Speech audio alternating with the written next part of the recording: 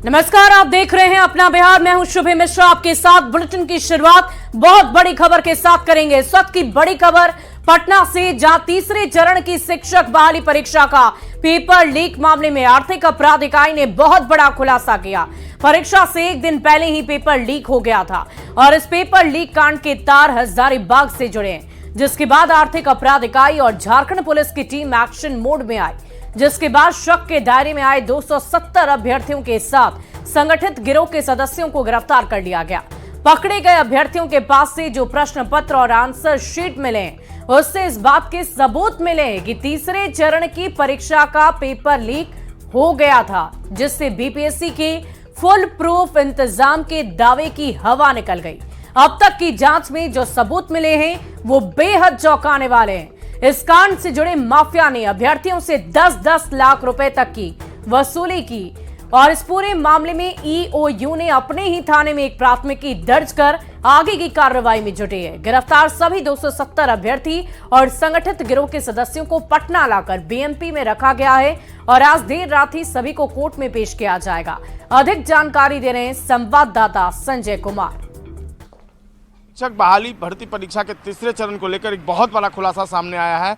आर्थिक अपराध इकाई की टीम ने इस बात का खुलासा किया है कि परीक्षा जो 15 मार्च को आयोजित की गई थी, उसके पहले ही यानी 14 मार्च को ही क्वेश्चन पेपर जो था वो आउट हो गया था और हजारीबाग में तकरीबन 270 अभ्यर्थी जो पकड़े गए हैं उनके पास क्वेश्चन पेपर उपलब्ध था, आंसर शीट जो था वो उपलब्ध था और संगठित गिरोह के कई सदस्य जो हैं वो भी गिरफ्त में आए हैं और पूछताछ में कई चौंकाने वाले खुलासे हुए हैं।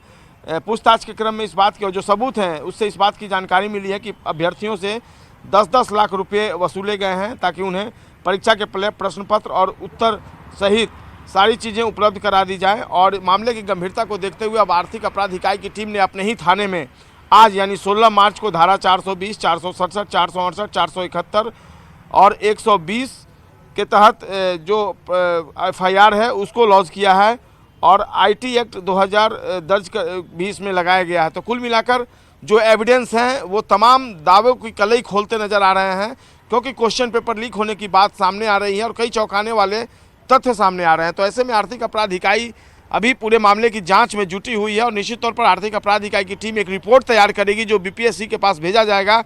और अब बिहार लोक सेवा आयोग द्वारा जो शिक्षक भर्ती परीक्षा तीसरे चरण का जो आयोजन किया गया था वो परीक्षा कभी भी रद्द हो सकता है। अब फैसला बीपीएससी को लेना है कि वो कितना जल्दी आर्थिक अपराध इकाई की रिपोर्ट जब उसके सामने पहुंचेगी तो उस आधार पर वह फैसला कर ले। लेकिन निश्चित तौर पर जिस तरीके से ये पूरा मामला सामने आया है उससे बिहार के मेधावी छात्रों में एक निराशा की लहर जरूर फैल गई है। आज इस मामले को लेकर अभ्यर्थी सड़कों पर भी थे और अपनी तरफ से तमाम तरह के जो आरोप है वो बिहार लोक सेवा आयोग पर लगा रहे थे, उसकी व्यवस्था पर लगा रहे थे। देखना होगा बिहार लोक सेवा आयोग इस खुलासे के बाद अपने को कितना फुल प्रूफ बनाता है ताकि भविष्य में इस तरह की घटना की पुनरावृत्ति ना हो सके। कैमरा पर्सन दीपक के साथ संजय कुमार, न्यूज़ 18 पटना। और तीसरे चरण की शिक्षक बहाली परीक्षा का पेपर लीक होते ही सियासत शुरू हो गई है। आरजेडी से एमएलसी कारी सोहेब ने परीक्षा रद्द करने और दोषियों के खिलाफ कड़ी कार्रवाई की मांग की है। मुजफ्फरपुर में कारी सोहेब ने आरोप लगाया कि एनडीए की सरकार आते ही पेपर लीक कांड हो गया, जबकि पिछले 17 महीनों की सरकार जिसमें तेजस्वी यादव डिप्टी सीएम थे तो किसी तरह का कोई पेपर लीक ही नहीं हुआ।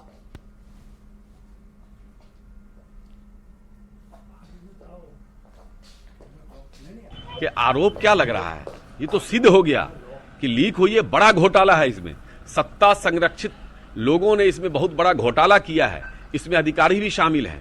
इसको तत्काल रद्द करके और उसके बाद फिर से एग्जाम लिया जाए। ये तो तेजस्वी जी का सृजन किया हुआ था।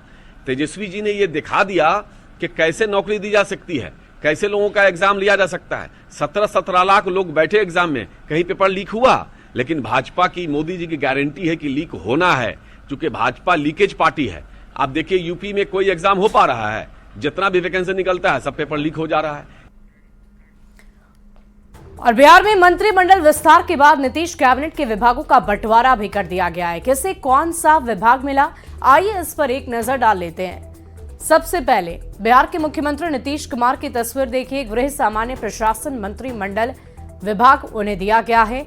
मदन सहनी को समाज कल्याण विभाग, इसके अलावा शीला कुमारी को परिवहन विभाग दिया गया है। रत्नेश सदा, उत्पाद एवं मद्य निषेध मंत्री जयंत राज, भवन निर्माण मंत्री, इसके अलावा कुछ अन्य मंत्रियों की भी हम बात करेंगे।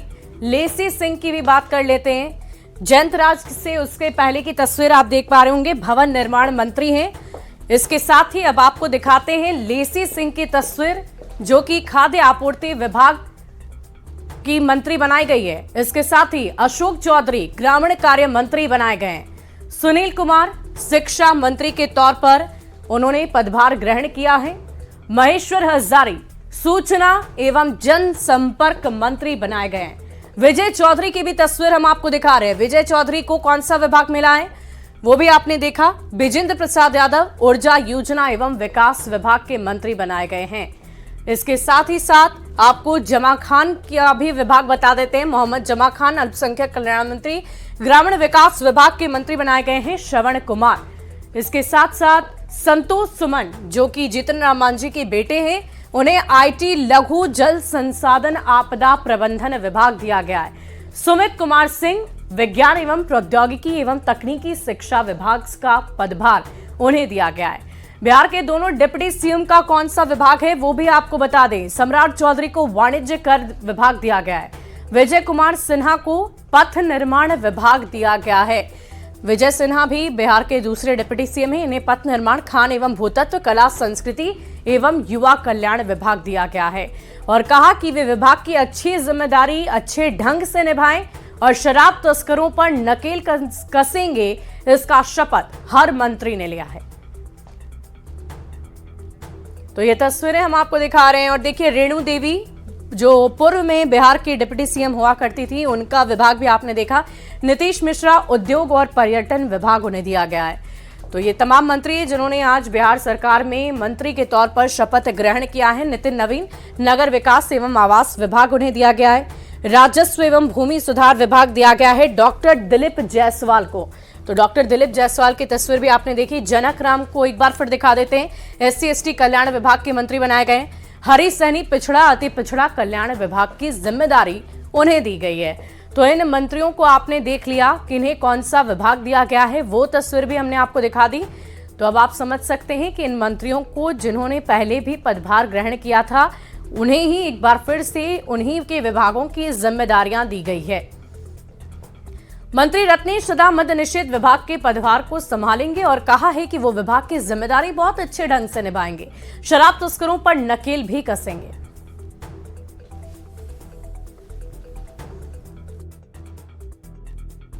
इसको बखूबी चाहेंगे कि उनके आदेशानुसार इस विभाग में हम खरा उतरे। सर, एक चीज ये होती है, छोटे लोगों की गिरफ्तारी होती है, बड़े वैसे जो सप्लाई यहाँ तक पहुँचा देते हैं, उनकी कहीं ना कहीं थोड़ी सी पकड़ उन पर उनको हम देखेंगे, समीक्षा करेंगे विभाग में और अपना से भी पता करेंगे, पदाधिकारी से भी पता करेंगे कौन सप्लायर है, वो देखेंगे। और आखिरकार जिस पल का इंतजार था वो पल आ ही गया पूरे देशवासियों के लिए। वो घड़ी आ ही गई और लोकसभा चुनाव 2024 की तारीखों का ऐलान भी हो गया। 543 सीटों के लिए 7 चरणों में मतदान की घोषणा केंद्रीय निर्वाचन आयोग की टीम ने प्रेस कॉन्फ्रेंस कर दी है। मतदान की शुरुआत 19 अप्रैल से होगी और नतीजे 4 जून को आएंगे।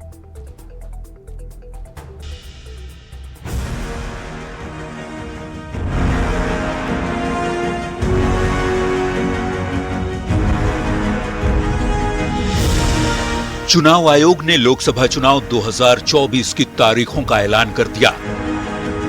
आयोग की घोषणा के मुताबिक 19 अप्रैल से 7 चरणों में वोटिंग होगी। दिल्ली के विज्ञान भवन में मुख्य चुनाव आयुक्त राजीव कुमार ने इसकी घोषणा की। इस मौके पर चुनाव आयुक्त ज्ञानेश कुमार और SS संधू भी मौजूद थे। 19 अप्रैल से 1 जून तक 7 चरणों में वोटिंग होगी। बिहार में 7 तो झारखंड में 4 चरण में मतदान होंगे। आंध्र प्रदेश, अरुणाचल प्रदेश में विधानसभा के चुनाव होंगे। सिक्किम, ओडिशा में भी लोकसभा के साथ विधानसभा चुनाव होंगे। 26 सीटों पर विधानसभा के उपचुनाव भी होने हैं। 4 जून को लोकसभा चुनाव के नतीजे का ऐलान किया जाएगा। इस बार के आम चुनाव में देश भर में कुल 10.5 लाख पोलिंग स्टेशन बनाए गए हैं। चुनाव में करीब 1.5 करोड़ पोलिंग ऑफिसर तैनात किए जाएंगे। 7 चरणों में होने वाले लोकसभा चुनाव का पहला चरण 19 अप्रैल को होगा, जिसमें 21 राज्यों की 102 सीट पर मतदान होगा। 26 अप्रैल को दूसरा चरण होगा, जिसमें 13 राज्यों की 89 लोकसभा सीट पर मतदान होगा। 7 मई को तीसरा चरण, जिसमें 12 राज्यों की 94 लोकसभा सीट पर चुनाव होगा। 13 मई को चौथा चरण होगा, जिसमें 10 राज्यों की 96 लोकसभा सीट पर मतदान होगा, जबकि 20 मई को 5वें चरण में 8 राज्यों की 49 लोकसभा सीट पर वोटिंग होगी। 25 मई को छठा चरण होगा, जिसमें 7 राज्यों की 57 लोकसभा सीटों पर मतदान होना है और 1 जून को 7वें और आखिरी चरण में 13 राज्यों की 57 लोकसभा सीट पर मतदान होगा। चुनाव आयोग ने ये भी जानकारी दी है कि 12 राज्यों में महिला वोटर की संख्या पुरुषों से ज्यादा है। 2024 के लोकसभा चुनाव में मतदाताओं के आंकड़े भी जान लीजिए। देश भर में कुल 96 करोड़ 88 लाख वोटर्स हैं। 1 करोड़ 84 लाख नए मतदाता हैं। 20 से 29 साल के 19 करोड़ 74 लाख वोटर हैं। वहीं 80 साल उम्र के 1 करोड़ 85 लाख मतदाता हैं, तो 100 साल से ज्यादा उम्र वाले 2,38,000 वोटर हैं। आंध्र प्रदेश, अरुणाचल प्रदेश, सिक्किम और ओडिशा में विधानसभा चुनाव के साथ ही लोकसभा चुनाव के साथ साथ देश भर की विधानसभा की 26 सीटों पर उपचुनाव भी होने हैं। Bureau report. और लोकसभा चुनाव की रणभेरी बज चुकी है। निर्वाचन आयोग ने देश में 7 चरण में चुनाव कराने की घोषणा कर दी है और बिहार में सभी 7 चरण में वोटिंग कराई जाएगी। बिहार की किस किस लोकसभा क्षेत्र में कब कब चुनाव होंगे, आइए वो भी जान लेते हैं।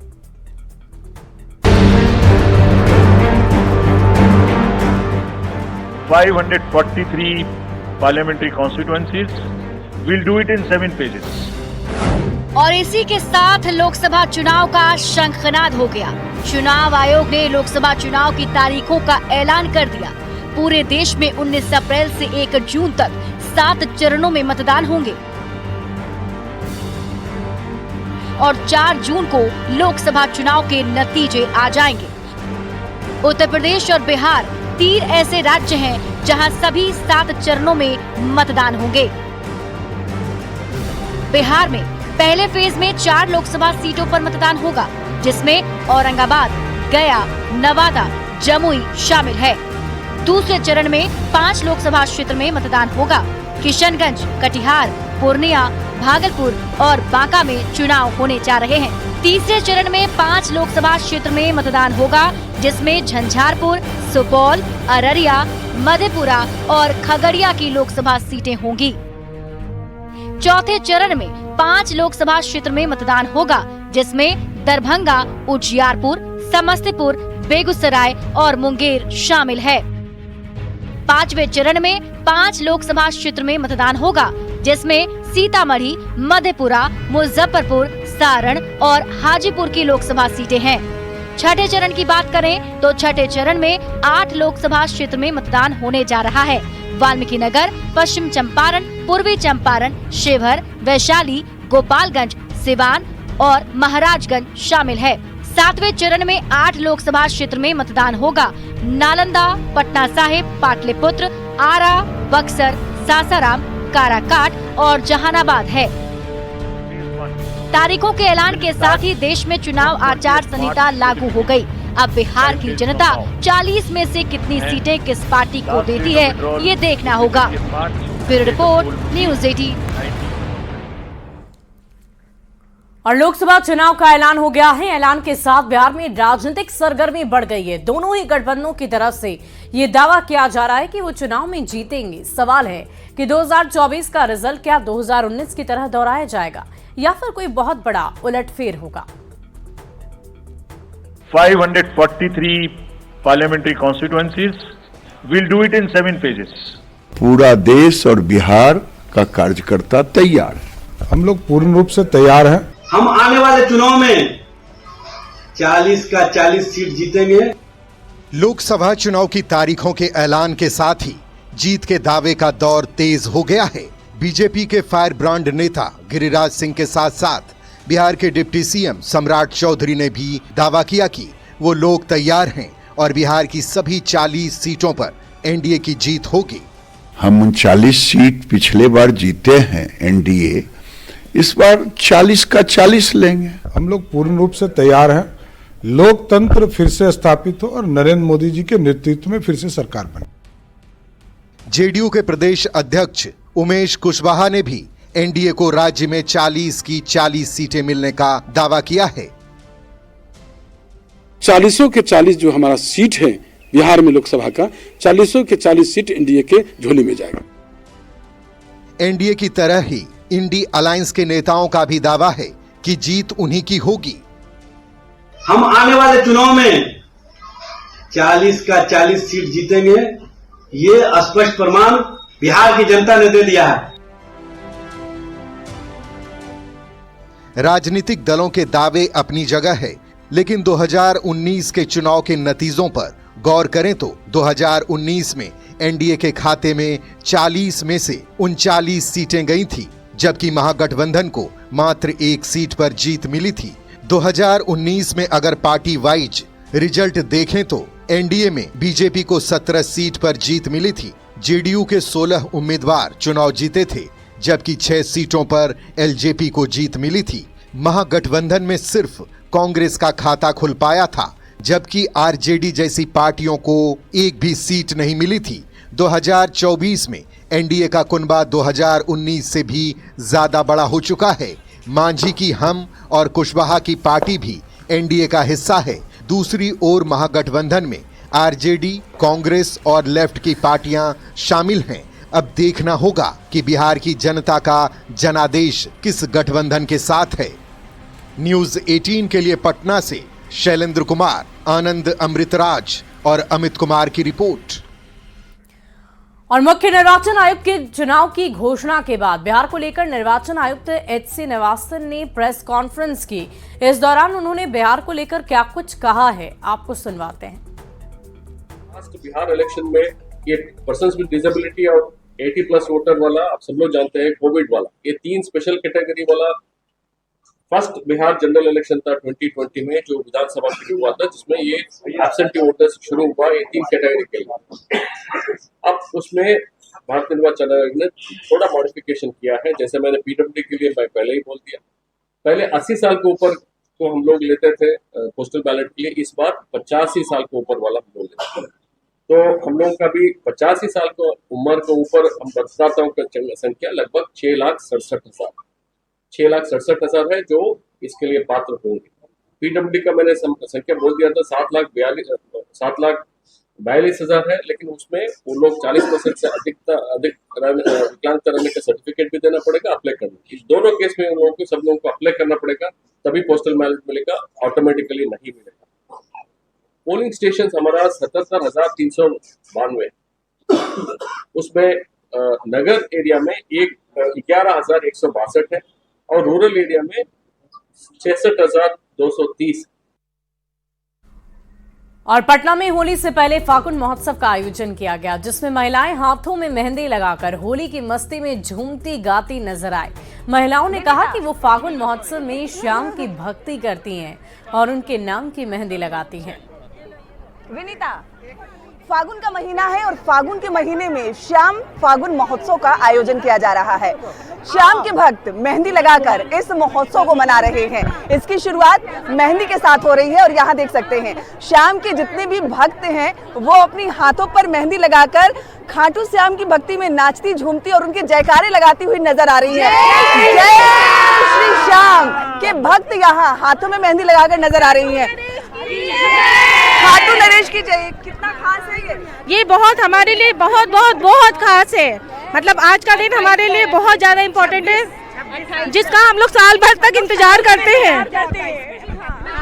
हाथों में पूरे 12 महीने रहोगे इंतजार में, ऐसा है असर मेरे सावरे के प्यार में। तो भक्तो ये फागन रोज रोज नहीं आना, ये फागन रोज, इसीलिए हम लोग को ये इसका इंतजार रहता है। तो मैं मेहंदी लाल हम लोग, हमें अपना बिहर लगता है ये जैसे ये गाना न भजन है ना, मन पियरियो सो लागे बाबू, बोलो ना, नाम ले चलो मन पियरियो। पूरे साल ये जो फागुन का उत्सव होता है वो पूरे साल हमें एनर्जी देके जाता है और बाबा का आशीर्वाद हम पे हमेशा बना रहे। इसी फागुन में हम इसीलिए बाबा से अर्जी लगाते हैं और मस्ती में झूमते हैं। तो मस्ती में झूमती हुई महिलाएं नजर आ रही है और साफ तौर पे कहना है कि जैसे बच्चों का विवाह होता है वैसा ही ये महोत्सव है और उस विवाह में जैसे हम मेहंदी लगाते हैं वैसे ही शाम फागुन महोत्सव में हम मेहंदी लगाकर इस महोत्सव की शुरुआत कर रहे हैं और पूरा साल ये महोत्सव हमें भक्ति भाव से भगवान से जोड़े रखता है। विनीता मिश्रा, न्यूज़ 18 पटना। और फिलहाल इस बुलेटिन में अभी के लिए बस इतना ही। आप बने रहे न्यूज़ 18 बिहार झारखंड के साथ।